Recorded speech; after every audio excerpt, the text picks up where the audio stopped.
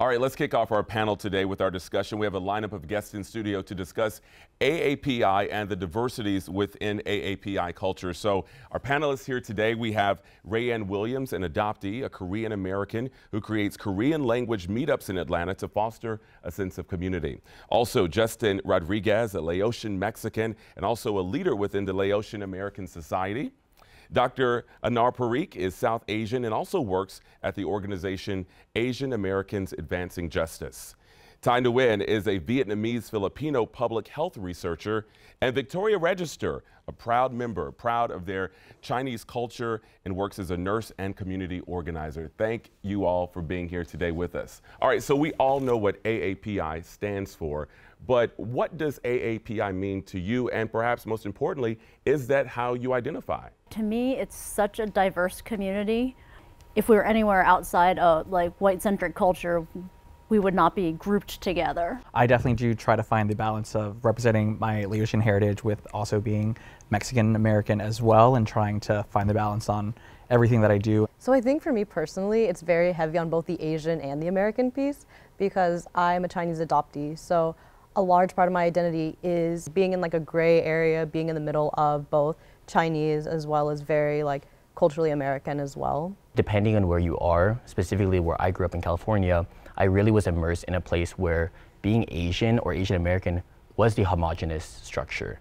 And speaking of being a minority, sometimes you're often reminded living here in America, people may ask you, where are you from? And they insinuate or assume that you're not American. Does that bother you, and how do you respond?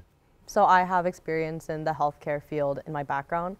They would say things along the lines of, oh, like you people are the reason why this pandemic is here, and just really outlandish things relating like Asian people to the pandemic that was happening. And I think that's just further motivated me to like push for advocacy and awareness.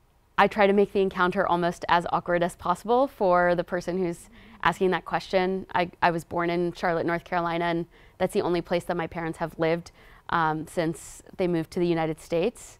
I think that's just the beginning. What do you all think is something that people misunderstand about your community and your culture?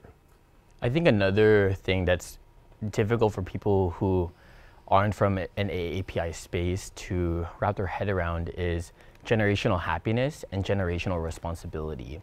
So ingrained in me and many of my friends is the idea of like how will your parents react. My parents worked really hard to undo some of the pressures that were put upon them and really allow my sibling and I to kind of explore the lives that we wanted. For each of you, how do you carry your culture and how do you keep it alive? I keep it alive by trying to learn the language, going to visit. I've been to Korea 5 times now. Honoring my identity as a Chinese American adoptee. I think that involves holding a lot of grace and like patience with myself. For me, I think I've had a very privileged upbringing coming from the community that I grew up in that had a very large population of Laotians that were really building an infrastructure of a community and setting roots here, and I got to really experience that. It starts with my introduction. I'm Thai, I'm Filipino, and I'm Vietnamese. That really sets the tone for bypassing I'm Asian American, but really honing in on my specific individual identity. And you are all doing it by being here with us today. You're honoring your culture. So thank you so much for sharing your story, your culture, your experiences. And I know I learned a lot, and I know our viewers did as well. So thank you so much.